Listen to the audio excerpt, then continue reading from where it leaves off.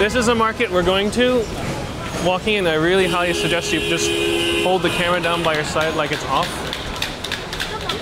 They're very strict about no camera policy. It's so busy. A lot of the parts are remanufactured, recycled. Some are new, some are fake. Replacement batteries and screens for Samsung tablets, backings for Samsung tablets. And then you see back over there, see those big chests of safes over there? All cash. If you want to buy cases for your iPhone to sell like new, you can buy empty boxes. These are just empty boxes they're selling. So this woman is selling iPhone 5Cs. Those are not new, but authentic. They're used and recycled. Another guy here swapping out parts casually. All the tools you need to repair phones, like the vacuum chambers, the wire cutters to remove the screens, jigs to like hold everything in place and align up the screens, the incessant cracking of packing tape. That's a sign of a deal closed. And then you pop out here in a suburbia. Welcome to the suburbs. Oh my gosh, I love Shenzhen. You can't talk bad about Shenzhen. Shenzhen started from a fishing village. From 300,000 to 10 million. 14 million. 20 million. No cities in the history of human civilization as we know was able to do this. 深圳为什么成功？就是要拓荒，就是要突破这种盘根错节的束缚，进行改革开放。 Shenzhen is creating more millionaires than any other cities in China. I mean, they can do everything. The factory of the world. People don't understand this. It could be Europe, US, anywhere else. You're about 9 months behind us when it comes to technology, and that's just a fact. The model that is being developed in Shenzhen can actually be quite threatening for models that had already been established and very successful in other parts of the world. I do think that the core tenets of sharing IP that they have is extremely enabling. It's a cultural change. It will take a while, but the future is possible.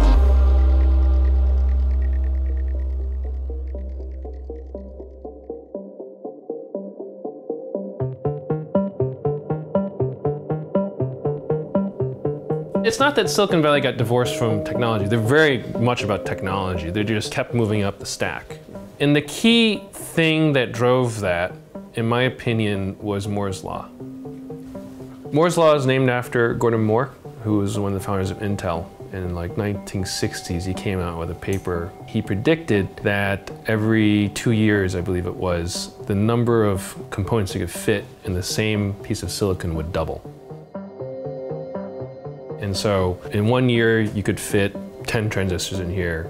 2 years later, it would be like 20, then 40. A decade on, you're talking about like millions and then billions. Imagine you have a printer and you're printing pages and you want to be more efficient. Well, you go from a 12-point font to a 6-point font, fitting twice as many characters on one page, and you're getting twice as much information out of your printer all in one go. And that's literally all Moore's Law has been, is reducing the font size of circuits. In the 70s and 80s, there were many failed research attempts to build parallel computers, right? Computers that were like, the Cray machines and the thinking machines, 60,000 processors, and scale up. And what you found was that if you spent more than 2 years of research time to try and double the performance of your computer, it was by far cheaper just to sit back and wait and let guys like Intel just move Moore's Law ahead and buy the next fastest processor. And so what you found was that actually being in hardware wasn't profitable. And so what really sold products back in the day was features. Well, one of the things you can do with Windows 98 is similar to the web. You can navigate on your hard drive using the backwards and forwards buttons just like you would on the web. The first generation Windows that would come out and a new generation would be so slow, it'd be completely unusable. And then 2 years later, like, oh, it's actually kind of okay. And then 4 years later, it's like zipping along. It's not because Microsoft made it faster. The computers got faster for free. And so people are able to now not have to worry about writing detailed stuff in C code. They could use high-level languages. They're able to use like web pages, and then JavaScript comes along. And with all of that sort of fervor going on and people chasing that innovation, there was no value in soldering parts. There really wasn't. In 1983, worldwide sales of personal computers increased 76%. But last year, the increase was only 19%.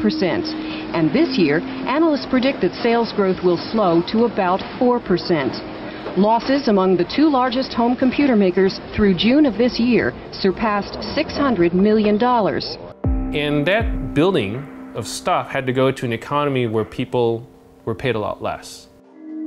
And what you see is now that Silicon Valley, the whole tech ecosystem is sort of like driven as far as the road goes, and now Moore's Law sort of is ending or ended, and the car is still kind of gliding off the cliff, right? But there's no more road underneath it. and they're like, huh, like computers just aren't getting that much faster anymore. And so now you're seeing people going through a phase of optimization, which is great. But at the same time, people are like, okay, well, how do we differentiate my product, right? Like optimization sucks. That's not a great business model. Because now we have supercomputers in our pocket. Now the question is, what do we do with it, right? And what does that thing in my pocket not already do? And so people are realizing there's niche markets for hardware. We need to have a small accessory. You're gonna have like my Fitbit, all these little things, my little digital locks, my smart homes, my sensor networks, the IoT sort of stuff coming up. And they say, great, we need to figure out how to build this. And now they're coming back to this ecosystem and being like, oh, you guys know how to solder. We forgot about that. That's really good. Can you help us build these things?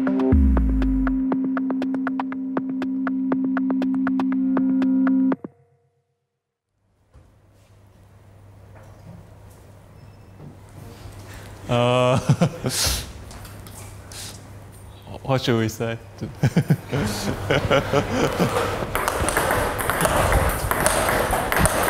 When I was 18, the first time I go to US, I use a trash can and like wood, vacuum cleaner, build the very first ping pong robot.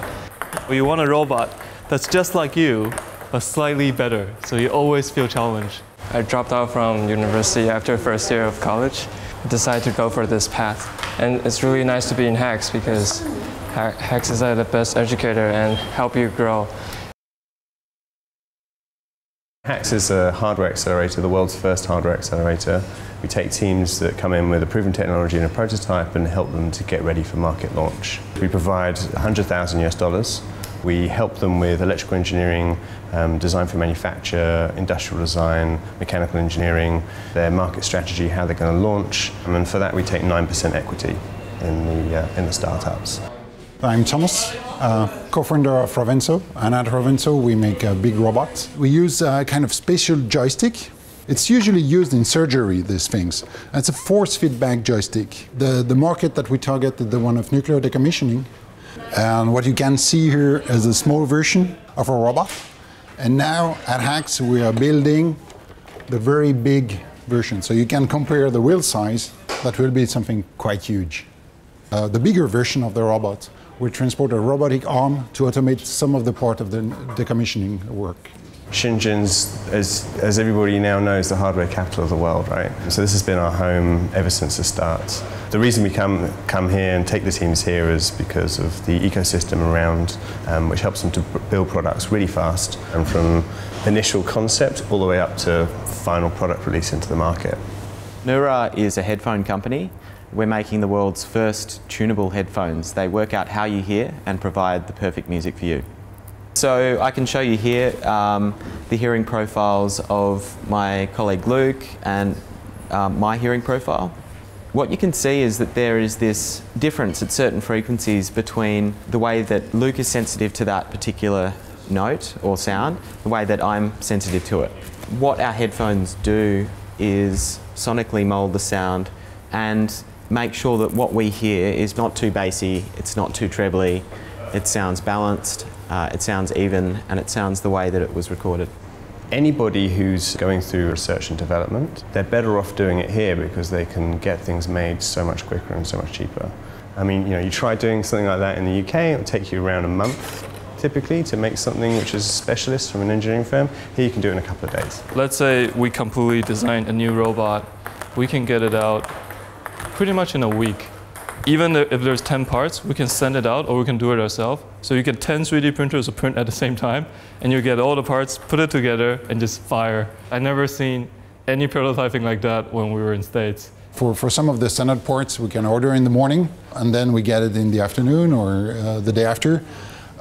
We can get manufactured parts in a few days. In Switzerland, we were planning to do this robot in 9 months, and here we have the opportunity to make it in 3 months. So it's really a race. If you look back through the years, like obviously Shenzhen became a manufacturing hub very, very quickly, and not that long ago was literally rice paddies. Academic-wise and in popular media, it's usually summarized in one sentence, which is that Shenzhen was a small sleeping fishing village, and then because it was designated as a special economic zone, it became a metropolis overnight. That singular sentence is what I'm trying to demystify through my work. Today, exactly how many people live in Shenzhen is a mystery. The number 10 million is used more as a reference. So from 300,000 to 10 million, this population grows. No cities in the history of human civilization as we know that was able to do this. Prior to 1980s, China was in a very poor economic state. There was a stagnation of industry, there was a planned economy, no one was allowed to own business. It was a very poor country. The leaders in Beijing have been thinking about what can they do to try to lead the country out of poverty.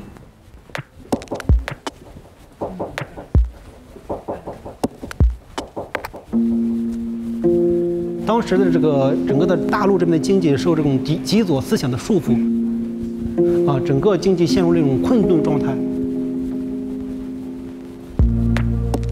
这张图呢，就是反映了当时77年的时候，深圳这个地区和香港那边的这个居民收入的一个对比，差了很多，有10倍的差距。这个人民生活越来越差。这个呢，就是很有名的这一句话，就是邓小平在他来调研的时候说呢，这是政策有问题，不是部队能管得了的，所以我们要调整这个政策，才实行了改革开放。They set up the 4 special economic zones, each of them next to a already developed economy. The ambition was simply what can the country do to generate jobs, to generate economy, to feed the people. Essentially, it was a very actually modest intention. Under the planned economy, there was a social safety net. Every person was rationed with food coupons, clothing coupons, electricity coupons. It was only in Shenzhen you can buy a piece of bread with money. To be willing to come to Shenzhen, to the special economic zone, to try to create something else. It attracted people who wanted to have more freedom. 这张照片呢是当时的一个工厂华强那个南洋电子厂。这张照片好，就是当时的工人正好要去上班这个就是当时人民生活面貌的一个反应因为深圳人民对邓小平的感情很深没有小平就没有深圳。当时92年，小平又一次来深圳视察所住的那个宾馆的房间的情况。这一台是深圳的第一台 ATM 机，你把它钱塞进去，马上会出来一个金额你把那个钱整理好之后呢，写一张条，多少钱，塞到这个窗口里面去，后台人员给你处理。它并不是说像现在，当时赋予的它的使命呢，就是技术、知识、对外政策的窗口我们要引进国外的先进的知识和理念所以就是说，在深圳这边先试验成功了，再向这个全国来推广。这是小平说的“摸着石头过河”这个石头就是深圳。What to me was remarkable about Shenzhen is that even the planners themselves would tell you that the city evolved in a way much bigger and faster than they would have predicted. I think it's overly generalized to think that Shenzhen was nothing and then with this set up special economic zone suddenly it became a city. It didn't. There is something else that's not answered simply by top-down planning.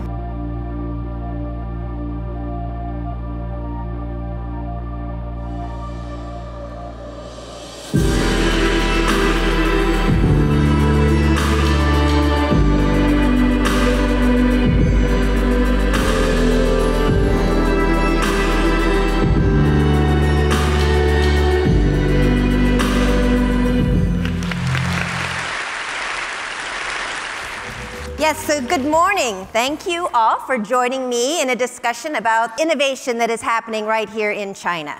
We're investing with you, the developer community. We have been investing in open source solutions because we know that when there are standards and when there are open source offerings, that the pace of technology innovation and the pace of technology adoption accelerates. I think for the past 100 years, the Industrial Revolution put us into small cages. Consumerism has killed a lot of creativity. But for the post-industrial generation, they should have more freedom to create, to explore, to invent. I think through Maker Movement, we are bringing it back. So we're here with the MakerBot Cupcake CNC, which is a 3D printer. You can build things like Tom York's head, because he actually open sourced the data that was filmed for a video of his. Now what's also interesting about this whole scenario is that there's a whole thriving community of users who are taking these to build all kinds of different objects. They're sharing the objects online, and additionally they're sharing information on how to build and improve upon the design. Everything is completely open sourced, the software is open source, the hardware is open source. I just can't wait to see what people come up with.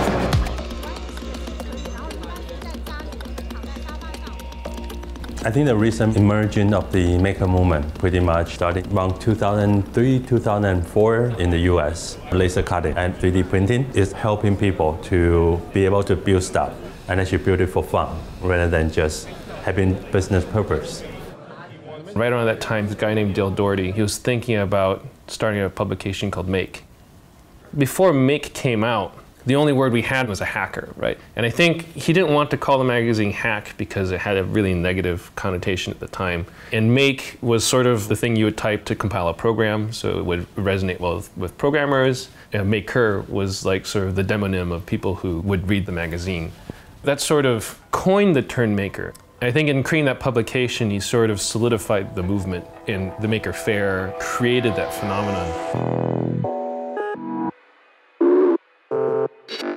In China, in the beginning, nobody knows about makers. Nobody cared about makers, but because we go to the maker fairs in New York, in Bay Area, we're so jealous. So instead of waiting for someone to do it, we say, why don't we do it?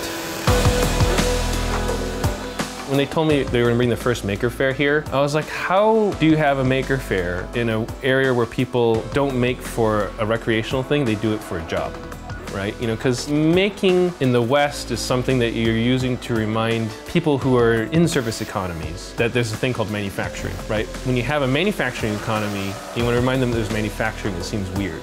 And what I realized is that actually China's middle class is the size of the entire United States population. So even if a small section of Chinese people had risen to the upper middle class, it's big enough to create a movement in China itself compared to the United States scale of making. We don't know if it's going to be successful or not.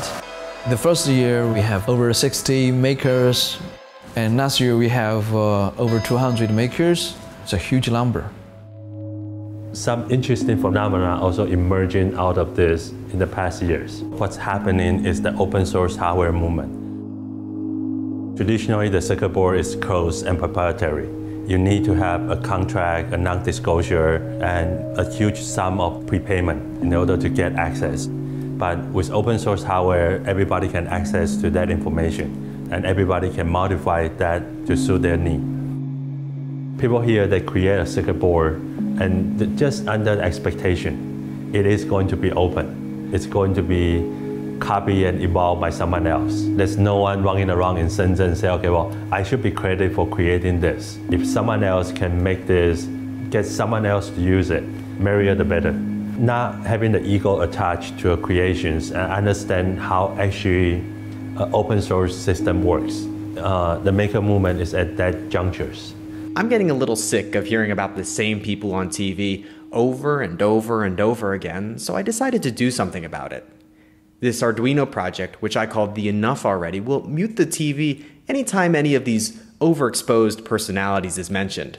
To mute the TV, I'm going to use an IR LED. Now, anytime a keyword is mentioned, the TV will mute for 30 seconds. Our producers caught up with Kim Kardashian earlier today. It should do a pretty good job of protecting our ears from having to hear about the details of Kim Kardashian's wedding. Arduino is becoming the trigger point because it has so many millions of makers using that. This is a prototype we're trying to make, a robot arm for the people who have Parkinson's diseases. We want to make a spoon like this, and if you just shake here, and stable. If we come to Shenzhen like 10 years ago, 20 years ago, it will be very difficult for a maker to tap into the resources. But now you have so many resources. It's in the middle of a reforming. So the big company, especially the silicon providers like Intel, like AMD, like TI, they look at that, oh, we have new customers. We have new possibility for new future applications of our technologies. So they make their own controller board, like Edison, like Curie. So they want to tap into the early stage of the development of the applications. Now this board is based on the Intel technology. It's a tiny dual-core computer system. It has Wi-Fi, Bluetooth, and it runs a Linux operating system on it. I think part of the reason Intel is having to sort of turn that way, they know their roadmap as well as anyone else does. They kind of define Moore's law, and they saw the bridge go out from underneath them before anyone else did. They managed to drive technology like this, and then the other foundries like TSMC and UMC have always trailed behind, but now they're slowing down, everyone's catching up. They're like, oh God, we're looking for air and trying to find a place to move. And so they've struggled to keep up with the phenomenon they created. They haven't made headway into mobile, and those are the most ubiquitous computer today. They're missing out on a huge market opportunity. And so to the extent that they're trying to figure out how to adapt their innovation model to something more flexible, and so they really want to make sure the Intel brand is in front of the youth to make sure that they remember that Intel is actually like a thing that they want to design with later on, and not just, you know, something out of reach. We have tried to introduce it to 9 years old. This thing is a little bit difficult, but it's acceptable. You do not need to write any boring code. In a smart node, you can just drag and drop and link them together. What they're doing is they're learning how to code on a computer, translate that into hardware, and they'll build a project on our laser cutter or our 3D printer for something to accept a stimulus, light, motion, or sound, and then output some result. Last year, one kid built a key reminder for his mom so that when she left the house, a motion sensor would pick up her movement and say, hey, don't forget the key. And it's kind of funny to hear that an 8-year-old will know whether he wants to be doing mechanical circuits or just a purely software experience. So that's entry level, and then we give them more systematic introductions how to build up the skills. Off you go, you can use the makerspace to create whatever you want. You are genius, you are young inventors. I've seen some great examples of open source hardware being used to actually make a difference and create a better world. The difficulty is monetizing that, because I do believe that business solves a lot of the world's problems, and people need to be able to make money. If you're providing value to the world, which is making the world a better place, then there should be compensation for that. In 2010, I started the first makerspace in China called Shenzhen. I got invited a lot to give a talk about open source hardware. The first question always comes up on people's mind is, well, how do you protect your intellectual property, and how can you make money if you don't protect your intellectual property? I got that question in Shanghai, I got that question in Beijing, I got that question everywhere I go. But when I give the same talk in Shenzhen, the reaction I got is, so what's new about this? We've been making money on this for 20 years.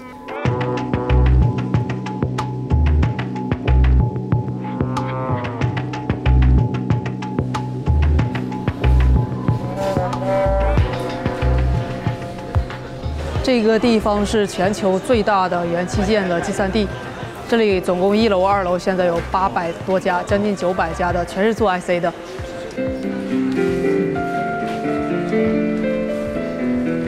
The reason we're here in Huaqiang Bay is literally because of the electronics markets.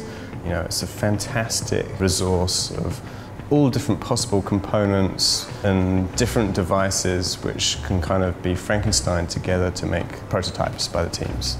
It's a source of inspiration. It's a source of discovery of new products that could potentially be taken to the West. And like, I see every month a different invention down there. 9 times out of 10 they're probably not going to make it to the West, but some of them do. 这一个是很能代表华强北的创新模式的，就是你既可以用来给手机充电，又可以用来暖手。这一款产品呢，是刚好是我们学校的一个人发明的。它就是这个东西要装在羽毛球托下面，就是你打球的时候，它会给你记录数据，你的力度，还有你的今天挥了多少次拍。 You can get a little bit of a feel here, what's even upstream of what's going to hit the tack in the United States. You see a couple things popping up here or there. A little shop will pop out of nowhere selling these things you hadn't heard of before. Like the hoverboards were here a couple of years before they hit the United States. And then you eventually sort of see them hit the States and other countries. 这里就是最具华强北特色的地方，这里都是一个一个的小创业者，但是他们做的东西全是全球最新的，而且出货量很大的东西。 这个是一个3D 眼镜，3D 手机壳，拿过来之后，这里就是 3D 效果的电影。There's a number of different ways to sort of look at the market. For an engineer, you're sort of limited at thumbing through catalogs and looking at pictures and very slowly going through specification sheets. For example, if you want to put a switch in a product, you want to know how it feels. You want to kind of know the exact size and the little mountings and the fussy bits. And it can take a long time to find exactly the right part. You come here and they're like stalls with like hundreds of different types, and you can just reach in and just touch them and play with them, and you can like walk stall by stall and see all the different variety. And it's not just a showroom. Once you find the switch you like, you can be like, hi, I'd like to buy 1,000 of them, and then for a very low price, you can just over the counter buy it, carry it off, and go into production. You can fix your phone here. 告诉他们这个是我们的朋友靠得住的，就给个实价就行了。150。也是拿手机练嘛，拆解，时间久了就，也不是各个地方嘛。这个已经好多年了。 It's got a huge amount of acquired knowledge and skills. There's electrical engineers there who'll solder up 50 PCBs for you in record time. You can go down there and piece together different components to make a new mobile phone. There's nowhere else in the world you can do that. You can get like a chipset that was in a notebook, for example, for less than $15, which can enable computing power inside a new product. That's a fantastic resource for some of the startups. That kind of philosophy has kind of spread out all around China. 他们在里面的，他们都是一个像修手机都是一个圈子，他们相互之间都会认识。可能他某一个人他只会做一个部分的功能，另外一个部分的功能呢，他会交给他的另外一个朋友去做，所以他很快就可以把这个东西做好。在华强北呢，有的人他就会设计，有的人呢他就会把这个产品生产出来，有的人呢他会卖，所以他们之间全是合作的关系。所以呢，在这里呢，他生产研发一款产品推向市场时间特别的短，只需要2-3个月的时间。但是这在国际上，传统的行业里面，它需要1年的时间，但在华强北只需要3个月。气泡的这里有泡，这里有泡要在里面嘛，所以我要现在的话要一个真空期把它。基本他们还是属于老一代的创业者，他们老一代的创业者就是学徒制，就有些人先在这里闯荡，然后他就会带徒弟，徒弟学会了之后就会另外的开档口，开这么一个小店，所以呢，他们的技术就是跟着师傅学出来的模式。When we're starting to look at the maker coming to Shenzhen, there's this excitement on how open the system is, like nowhere else. You can buy all sorts of stuff. Everything is available in volume. But in the West, there's a binary distinction between the makers and the hardware startup. The maker, you do this for fun, you do this for your passions. But when you're starting to make this into a business, you should forget about sharing, you should forget about all this open stuff and focusing on the business. But in here, there's very little differentiations between I want to make this for fun and I want to make this for profit. There's no binary division of the mindset of makers versus startup. Maker and startup in China is a continuum. You shouldn't be stopped from making money out of the thing you love to do. And you should not be forced to choose between open and proprietary just because you want to become a business. Right now it's just in the West. We haven't seen an open source hardware system working. 这个是苹果的 logo， 是这里自己做的，但是做的和真的是一模一样的。然后呢，后面的文字，这些文字旁边也可以做的完全一模一样。激光打图。对，其实更恐怖的是 ，iPhone 还没有在大陆出现，这里已经有了一笔完全的高仿了，就一模一样的。但是其实它的质量也不差，就是它一模一样的。iPhone 是7000多是吧？但其实呢，在1:1的纯高仿只要1000块。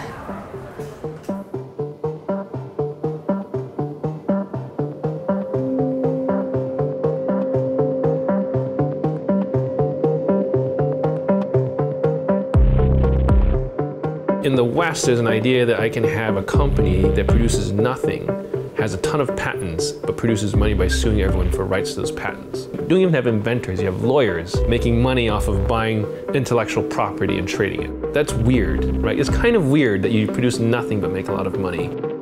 The idea that you can take an idea in a world that's this big and say exactly one person owns the right to it globally, like Apple has the right to the phone with rounded rectangles. They're the only people who can produce that.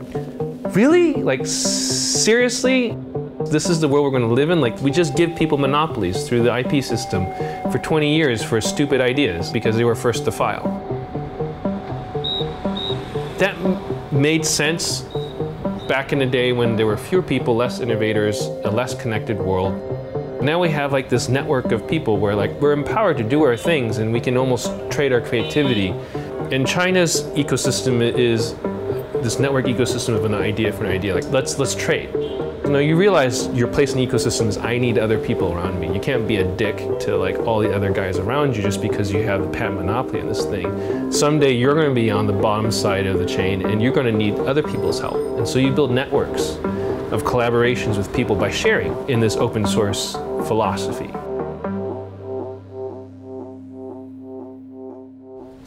Oh yeah, we have our first copycat. Well, that's not copycat, let's say it's a fan. The guy, reverse engineer from the video you've seen, published the plan of the of 3D models. You can download and print your own one. What we want to do is we want to print it. All the hardware companies that come in here, of course, we encourage them to patent all of their technology. But we don't expect them to fight anybody who's copying them. We expect them to be moving much faster than anybody who's copying them and coming up with the next thing the whole time and building a brand. And then eventually those patents may get used when they get into a patent trade-off. That's the use for patents, not to stop people copying you. The way to stop people copying you is to make whatever they're copying irrelevant because you've come up with something much better. A huge barrier, I think, to small companies in the United States is like the patent system and the copyrights and just like left and right, it's just legal challenges, and you spend a huge portion of your money on lawyers and IP filings and all that sort of stuff. It's a drag. It really is. If you want to be making stuff, you want to be actually working with people and sharing ideas openly and getting things going. Hi, I'm Shenzhen. I like to invent things. This one is called a solo wheel. You control speed by the leading. This is my latest invention. It's called hover tracks. Yeah, the hoverboard story is a very interesting example of somebody in America who came up with the intellectual property and then spent a long time fighting manufacturers who were actually creating something which was similar.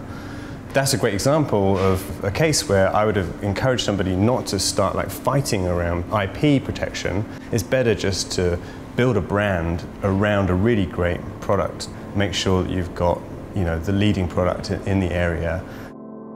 This is really the first time we have a technology product which become widely popular, which become a cultural icon, but we don't have a name for it. It just emerged. More people come in, evolve it, tweak it, evolve it, tweak it. Eventually it will get to a form which will go viral. This is kind of pointing to the future of how things could happen. So in Huaxianbei, you still find Shanzhai, there are basically fakes, there are reproductions of established brands. I'll give you an example because this is a contemporary sort of Shanzhai smartwatch running on an Android system. The reproductions were really the items that were sought after by people who could not afford the real thing.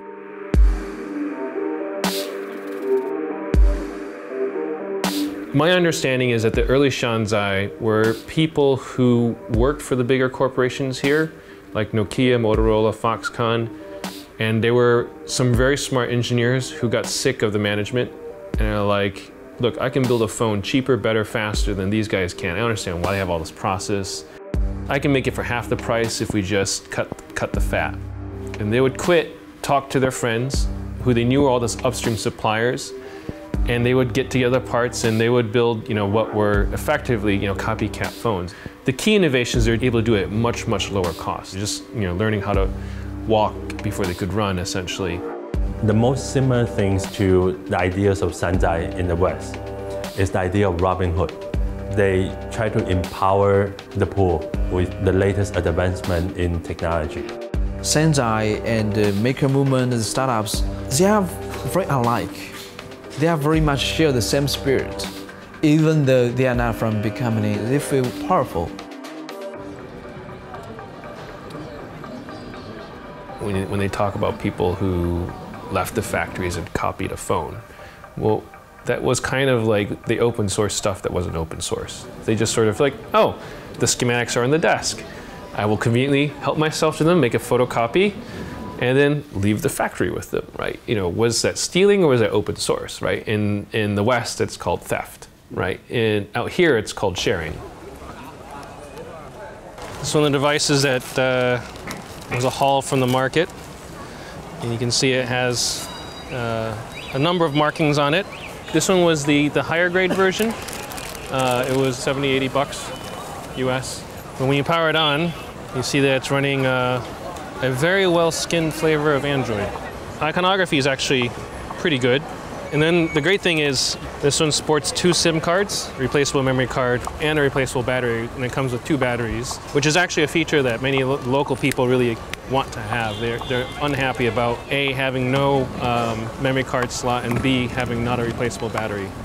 The companies were able to access very easily the 2 basic components that you need to make a phone. One is the gumban, which is basically a printed circuit board, and the other one is the gummo, which is basically the shell. So there were companies specializing in making gumban and gummo that had slots for those printed circuit boards that were very easily accessible by companies.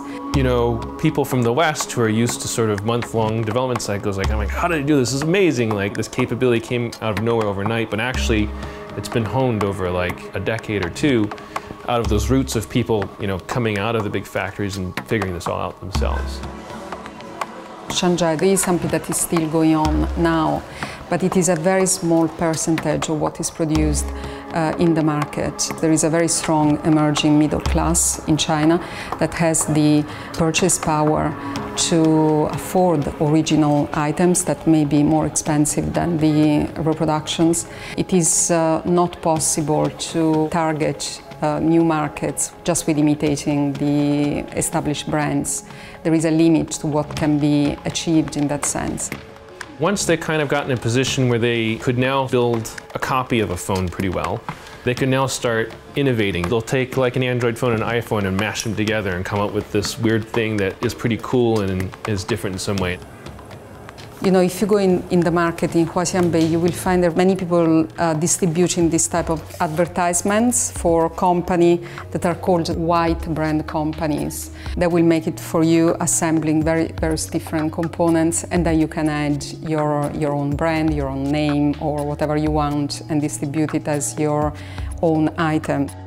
Yeah, these are all white label ideas. It's an empty sample, and all of these are different empty samples. So they can go ahead and build it for you on the spot and then order, I don't know, however many you want. And later on, you can actually ask them to go ahead and put your graphic on the front, for example, or maybe, these logos over here. In the West, our kind of philosophy is, we come up with something really fantastically new that nobody's done before, become the market leader, and we're really successful. The Chinese mentality is slightly different. They look at something that's already on the market, and then they create a much better version of it much quicker. It's not copying, it's evolution of product, which becomes much better than what was out there before. We grabbed another one on the market there. Looks like a smartwatch, but you'll notice that it only has a single button, and the graphics are made for children. So this is a phone plus GPS module that you can use to sort of report a kid's location. If the kid is in trouble, they can dial their parents. You can see it has like SOS call features. I would bet that probably 80 to 90% of the design material in here is borrowed from other vendors who've used these previously in other smartwatch designs. But people are sharing the IP. The guy who probably shared the IP to them was someone who could sell them chips or motherboards or circuit boards. And so there was some factory backing up that sharing process. They want people to use these things. And that lets these guys try. Like there's many models of this. In fact, when we were buying this, the woman next to us was asking for these and then left it on the table. She said, this one's too thick. Let's go find one that's thinner than this one over here. They probably have less features or less battery life or whatever it is, but the market here can build these different variants and service it because of the phenomenal ecosystem.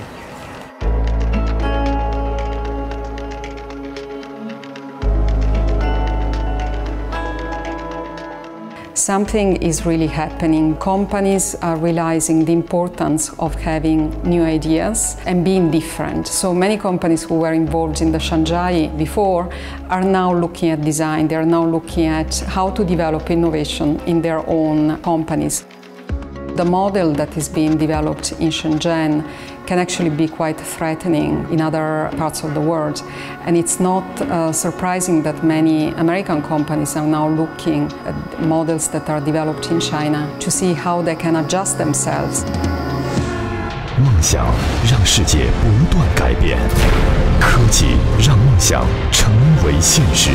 我们创造性地提出了独特的 OPM 商业模式，通过自主的原创设计，为客户提供差异化产品的整体解决方案，打造创新、速度与价值三大核心竞争力。梦想在哪里，未来就在哪里。那么 OPM 就是原创产品策划设计一站式的一个提供商。相对于传统的 OEM、ODM， 我们有什么优势呢？首先，我们有一个产品的产权，像这面展示台上展示的笔记本电脑、平板电脑，就是我们运用 OPM 这种商业模式打造出来的。So those are some of the products that we make. This is President Obama wearing my headphone with my business partner Mitch Richmond. This people has been here, Akon, What I Am. The Justice picture, my partner Venus Brown. This year is signed by Venus Brown, What I Am. I forgot who signed this. There's somebody famous, I forgot.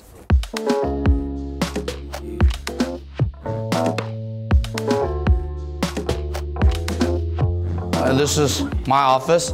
Hi. And that's something I can't live without is my cigar. Like, I can't do shit without my cigar. Sorry, I just cussed. We are not your traditional, like a manufacturer, right? Which is, give me a product to manufacture. We manufacture stuff like a Monster and all that. A Harman Kardon, Creative, Altec Lancy, JBL, all the biggest industry. We actually dominate anywhere between 8 to 12% of the US market on the audio side. But what we're doing so different is we have our own design house. We're able to create some really cool, incredible product. So here's like a design house, some inspiration about what we can do. We have like some instruments, 3D printing, rapid prototyping. This team is designing some characters in 3D. This is a game. It's interactive learning. In China, a lot of factories are very traditional. So this is also very a new model. The CEO, he tried to break this model, and since 2005, they are producing now for 45 brands, mostly international and mostly in US. 通过这个时光隧道呢，我们就来到了未来2030年的一个智慧之家。首先，我们看到的是未来的一个智慧冰箱，并且可以看到冰箱里内容物的一个营养价值、产地、生产日期，保障食物的安全。同时呢，当冰箱里食材储存不足的情况下呢，我们直接可以通过下单购买这么一个形式。You know, most people don't realize it. There's at least 26% of the technology from Silicon Valley actually come from Shenzhen. So what they do is they hire kind of like a headhunter, so to speak, because there's so much innovation. We are about minimum of 8 months to a year advanced when it comes to technology. For example, we have this incredible bed. You can sleep on there. And the moment you wake up in the morning, it'll give you stats, how many times you roll over, how much sleep, how much rest you have. And then also can read your blood pressure, can kind of tell you if you have any problem to be identified. And this is technology existing already today, and we've done this almost 2 years ago. 那么我们的未来洗漱机，它会根据人脸识别技术，识别出我们喜欢哪一类的新闻，并且它还会给我们进行一个个人日程的提醒，以及一个温度的提醒，提醒我们每天应该怎么样穿衣服。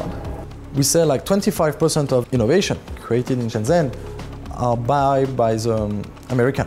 They buy it, they go to US, and then they sell it here 100 times more expensive. China feel a little bit bored, I think, about this business model. We made it here, but all the credit is for somebody else. 叮咚叮咚，深圳天气。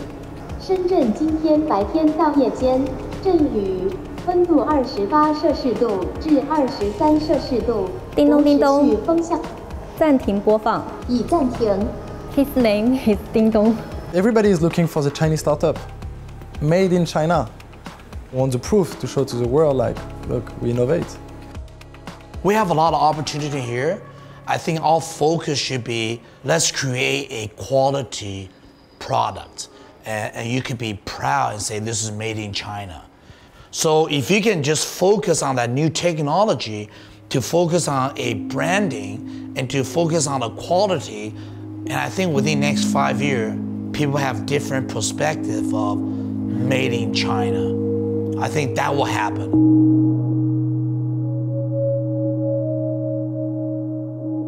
送人玫瑰，手有余香，这是深圳一工联的一个口号，就是深圳啊，这个做义工啊，这个有时间了做义工啊，有事儿了找义工啊，成功就是要拓荒，就是要突破这种盘根错节的束缚，进行改革开放。所以刚开始的时候，深圳的工业基础、工业这个档次和水平是比较低的，这是刚开始办工业。经过了20多年的发展呢，深圳逐渐的面临了这种土地、资源、人口和环境方面的这个叫前有追兵啊，这个前有标兵后有追兵啊这种形式，深圳被抛弃了。而深圳怎样才能继续引领经济发展呢？创新。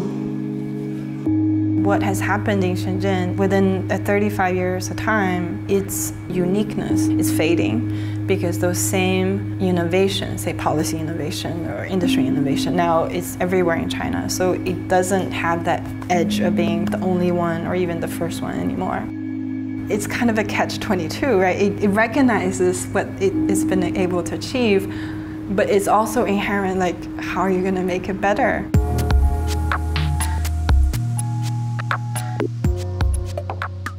People who come to Shenzhen get older, and as the experience grows, they start to develop something new rather than manufacturing. They become engineers, they become brands. Meanwhile, the government is pushing out manufacturing to the outer of Shenzhen.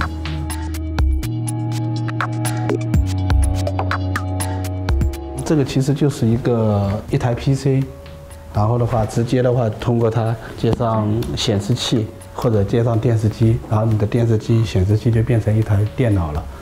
里面有4G 的内存，128G 的硬盘。因为这个整个60美金吧，60美金到90美金。我们的就是开源的核心的就 GPIO 那个要打开嘛。A lot of confusion is happening right now. What I'm going to do? What's next? Should I invest in branding or I just close my company?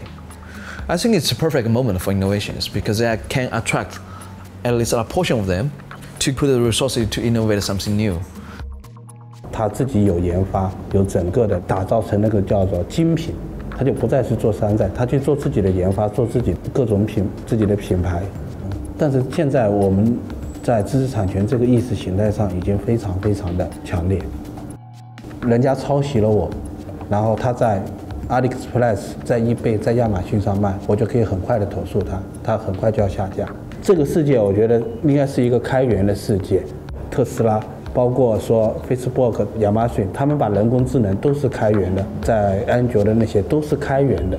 任何一种竞争都是基于一种更高级的商业模式的竞争，这是苹果的一种商业逻辑。我真的不喜欢苹果。I've seen a change in the way that innovation in China happens. There's a fantastic number of Chinese startups that are doing really good products. Chinese startups are getting better. Because they want to learn from Europe. If you go to a conference with innovation speakers from France or from Germany or from England or whatever, most of the people will be Chinese in the room. They want to learn. 我从小的话，我从最基层做起，就尤其是这样深圳的这些做山寨的群体。以前的话，中国打压山寨，政府打压山寨，然后国外的人看不起山寨，那是很多年以前。如今，我觉得创客跟山寨原理是一样的。 其实山寨不是说一个仿制，山寨是一种精神。山寨是一种精神，草根崛起的奋斗精神，在我看来，我认为是在中国最有创造力、最有潜力。In the past 20 years, everybody who wants to make it a Silicon Valley has to go through this very tight and small selection process by a small group of people who are the venture capitalists. Young white males between 20 to 30, controlling how technology will be developed, how technology will be applied, and how technology will be available to the general public. That is the very definition of control economy. They're ready to have like these massive settlement fights and epic legal battles that go all the way to the Supreme Court and stuff like that. If everyone were like, actually we all do a good job, let's just work and try to figure out how to innovate. But it's a matter of getting critical mass of people to buy into it. Without a big brand dictating what kind of feature we can have, the Shanzhai system is catering to everybody's need. It's not a small group of people who determine what gets developed, when, and how. Right now, we are still at the very early stage of this open source hardware movement. If we trace back to the late 90s, the open source software just got started. I mean, Bill Gates was speaking publicly about how open source is communism and it will destroy the software industry. And hey, today Microsoft is one of the most supporters of open source and even opened up the entire Windows 10. If the history of open source software is used as a benchmark, we are pretty much 5 years away from this being discussed in mainstream. It's a mindset change, but the future is possible. They talk about, China's authoritarian, there's strong rules and all this sorts of stuff. People here have developed a way to coexist with the rule of law and the way life needs to run. They sort of look the other way at the right times, I think, when things need to happen. This is how we've managed to make sure that everyone gets fairly compensated, everyone's fairly rewarded, and it works through this system. Another thing to be clear is that authoritarian doesn't mean evil, right? It's just that there's one authority. I mean, the Communist Party knows as well as anyone else that they have to keep the people happy. They're not just going to kick people around because they want to and they want to be trivial and small about it. So they try really hard to put economic policy in place that brings prosperity. One of the things that the government has said is we need a service economy that's tech-oriented and we need to get more young people interested in this, the maker movement. We want to graft that into our system and hopefully inspire another generation of young people to want to become hardworking factory owners and employers and innovators like their parents were. And now there's even little maker spaces in cafes and innovation labs popping up left and right. 这个呢，就是通过这个输入，这个输入什么意思呢？你把它遮了光之后，它这里就会带动这里，这里呢是一个录音的按键，就是你可以按着这里，比如说欢迎大家来创发咖啡，欢迎大家来创发咖啡。因为创发咖啡是我们在去年9月份，是由深圳大学和赛格集团然后联合帮助我们去成立的。之后呢，那我们开业的那天的照片是因为在2015年那个李克强总理提出了一个概念，叫做全民创业万众创新。那去年呢，政府在扶持创客项目这一块就投入了据说9.3个亿。如果深圳和国外比的话，第一，政府大力支撑，这是可能是目前只有中国政府能做得到了。On one hand, it's great that the national government have seen this emergence of new media, new technology, and I think it's genuine to want to support it. However, I don't think there's a very good track record so far of governmental involvement in these more bottom-up activities. We take, for example, art districts, something that was emerging out of China 10, 20 years ago that really caught the imagination of artist colonies, galleries, but as soon as the government started to support it, the inevitable process of gentrification happened. Rent went up, more notable galleries moved in, so the artists who really were trying to experiment had to move out. So I have a concern along similar lines for these tech sectors. The government, in trying to support it, inevitably will formalize it. It's interesting to sort of see the city evolve. And so there's a sort of wave of money and gentrification. You can sort of rolling from the east to the west and from the south to the north. The pace at which they do it is just crazy. You can walk from one end of the city to the other, and by the time you walk back to the other side, enough of the city will change that you won't recognize it. It's just tearing itself down and rebuilding itself as you walk through it. There's a region over there that was all these little electronic shops. They just leveled it, put up a luxury mall, and put a high-rise on top of it, and you wouldn't recognize it. I mean, we have more high-rise here than anywhere in the world. I mean, honestly, if you walk around Shenzhen right now, we have over 278 buildings being built, up to 74. I travel all over the world.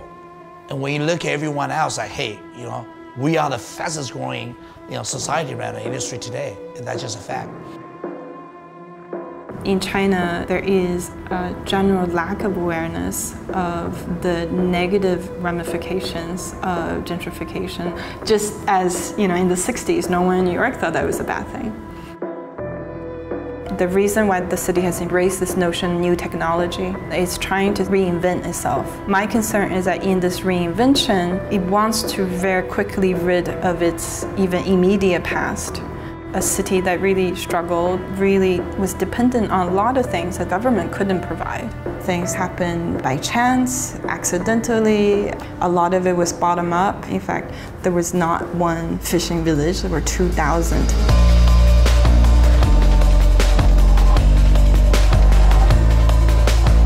These villages have evolved along with the city.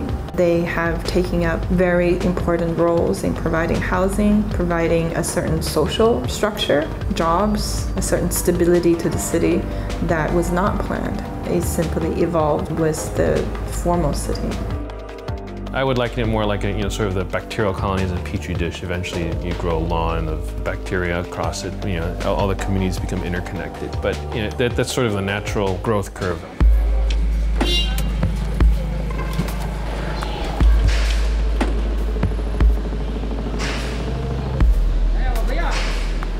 We are in Beersheba, which is one of the more than 300 urban villages in Shenzhen.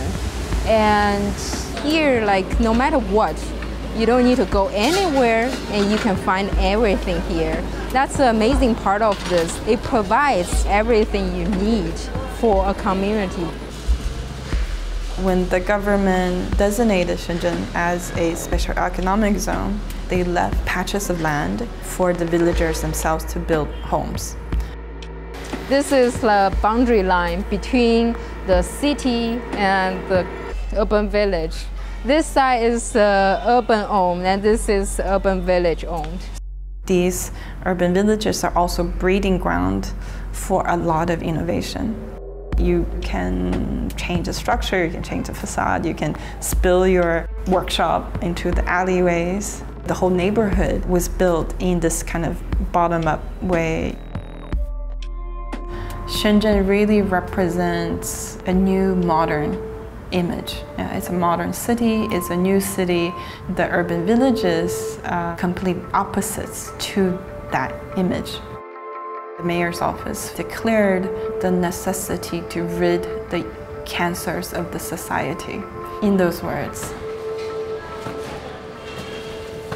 Beersheba is going to be redeveloped this month, actually, April 2016. So this is how fast 150,000 people who lives here needs to be relocated.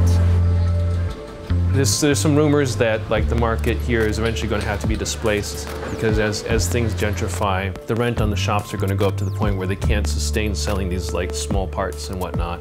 Just across the street, there's much more urban village going on. That's where we're headed to. And I can't say if it's for better or for worse, but it's definitely, things are changing. And so you transition straight out of the market into, urban village area like this. Personally, I have a bias and I hope that it never goes away because I enjoy it so much and it's such a valuable resource to me. You'll see big districts where people are taking phones and tearing them apart, and then another area putting them together into another phone. A lot of sort of recycling and upcycling going on. So you can see down there, there's a person there with a what looks like a pile of trash, but if you look closely, it's just that they're going through mobile phones and stripping out parts from them. It's like shucking corn almost. We'll just take a quick walk through one of these informal areas. Selling iPhone recycled parts. He actually has big bundles of motherboards that they've pulled out of phones that were previously thrown away, and then what they do is they take out the motherboards and they take the chips off and they eventually find their way back down the market. I mean, you can get your roast pig's feet and then iPhone cases. This market itself plays a kind of a critical part in the ecosystem in terms of being able to move goods around. If one factory did a build and they had some excess and they want to get rid of it, a lot of it will come through this market and get recycled through the system. This one's straight from a factory floor. You can see that the motherboards are even still in the carrier. So this one was one that didn't even pass out of Apple, fully fabricated, and it found its way into scrap heap here. Well, people will go ahead and you can already see they've pulled off some ICs for recycling and reprocessing into fixing phones and so forth. Oh, and here's these here are blank motherboards. And the interesting thing about this, you see no solder on it at all. They still have a gold color, which means that there's been no processing of the board at all. It's straight virgin boards from the facility. So you're gonna move on, we're getting a crowd. I can get plenty of useful stuff for a fraction of the price that you would have to, even in the markets, on the main street. That's the stuff that's going away. But those guys will innovate no matter what. They innovated despite the government, right? They'll be there, they'll keep walking, and they may have cut a path that looked interesting, and that path is now being paved into the road. They'll cut another path. You've never had a fox run over by a steamroller when they're putting a road over a forest. The fox knows how to move away, right? It can run and find another place. And as long as there's continues to be green fields for these people to go to, I think things will be okay. And demilitarizing the Western IP ecosystem would be great, right? I think that's something we can do, right? But it's just as hard as bringing us back from the brink of the Cold War. Everyone has to sort of ease off, universally agree that we need to have a new paradigm. And I think one of the problems in doing that is that the militarization of IP has really benefited the big companies. And if they back off their stance of having huge caches of IP to nuke the little companies that come up, they're threatened by innovation. And so instead of seeing this openness come out, you're seeing exactly the opposite. You're seeing the system calcify. And maybe what will happen in days sure, they'll own their edifices, but they'll become so entrenched that they can't move on, right? Each of them is locked in their space, and then a very flexible ecosystem like China will just roll over them later on, and they'll wonder how that happened. It's because they did it to themselves at the end of the day. The beautifulness of Shenzhen is if you come here with the talents, with your efforts, your diligence, you can earn a place for yourself. The makers, the hardware startup, the Internet of Things, producing hardware, they all converge here in Shenzhen. And that's what makes Shenzhen the Silicon Valley of hardware. 就是工程师的研发的能量和深圳山寨供应链的能量带到全世界。赋予的它的使命呢，就是我们引进先进的技术。深圳进入了这样一个新的这个历史阶段，有一个新的历史使命，就是有中国梦这样一个阶段啊。Now, you look at this light switch. Are they straight? Every five-star hotel everywhere in China right now, this is a problem you can identify. This is a perfect example. If we can just have a person take 2-3 seconds to just make that adjustment, China will be a perfect place. Detail.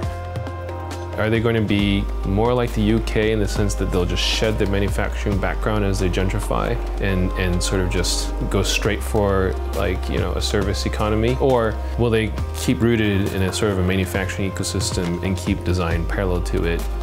Or will they just forever stay in manufacturing, right? Is that really just their core base and value and where they want to be? I mean, if China went from where they were to where they are today in 30 years, they could do that again in 30 years. Like within my lifetime, we could see the answer to this question. It'll be interesting to see where that answer ends up.